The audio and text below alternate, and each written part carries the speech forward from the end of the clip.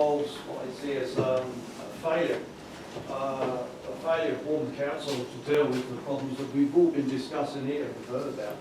My sympathies with you, but our story is going to lead us when we live down the same path.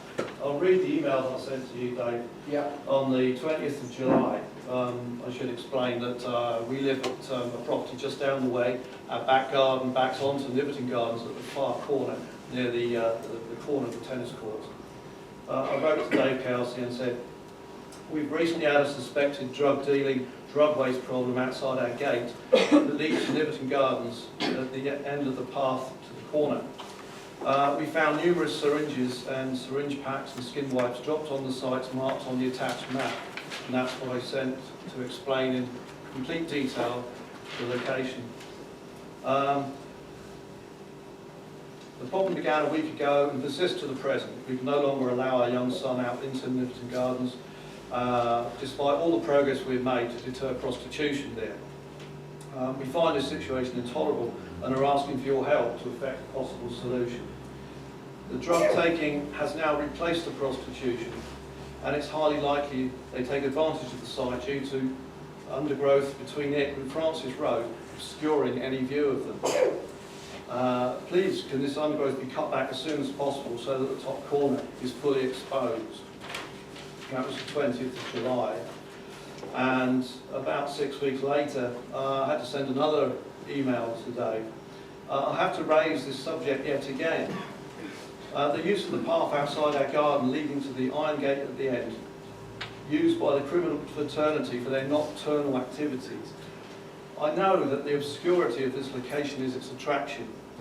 I asked back in July for the cutting back of overgrown shrubs obscuring the hidden corner.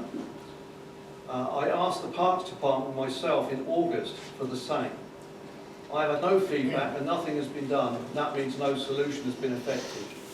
We have enjoyed a lull in criminality since the incident earlier in the summer, but that ended yesterday when my wife reported an argument by the iron gate outside our property between dealers over the cost and amount of their gear. What a surprise this morning, I find drug waste, condom packs and a syringe in their place. We have to ban our son from the use of the gardens again. Why are these overgrown shrubs so important they cannot seemingly be removed? I noticed the cutting back of overgrowth at the other end of Niverton Gardens and on the corner of Spencer Road, no doubt to prevent hiding anti-socialites. So why not in a place known for persistent and extreme antisocial behaviour does this not happen? If I'm ignored again, I will raise the subject of this issue at the next residents' meeting and ask for a full explanation then of the reasons why. We have asked, and we have constantly asked, as you well know. We've been there with you, we've been there with the Parks Department over the last 2 or 3 years, constantly. And the Parks Department point blankly refused to cut back any further. All we can do is keep on to them. They have said that at the end of the season they will come back and trim it all back down again.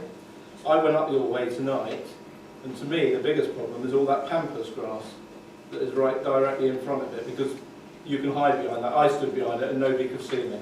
Well, so that needs to come down the way straight away. Well, I mean, it's a lot clearer now than it has been for a long time, because it used to be absolutely diabolical, as we all know. yeah. Well, nothing has been done. They won't do anything until at least October, when the cutting season. Yeah, when the cutting season starts. As I said, it would get worse. And only 10 days ago, we caught 2 people actually preparing to inject themselves on the steps to our garden gate with the syringes in their hands. And only 2 days ago, a group of 3 men were sat on our steps about to inject, and did inject themselves with heroin and then scarpered. Did you report it? Yes, all have been reported on 999. Did you 999 or 101? On the most recent incident, 999, and the original previous one. Did you get attendance on that one? We didn't see anyone, but I did phone the police to find out if they had come, and they did say they did attend, but the guys have gone. But the point is, and the most relevant point is, I asked long ago, what do I do when I find the syringe? And I was told, oh, don't worry, the council will pick it up. So this time, I found the syringe, I've explained in the email, and I reported that to the council and told them where it was. They said, yes, I'll go pick it up. And I said, I want to send you a map so you know exactly where it is.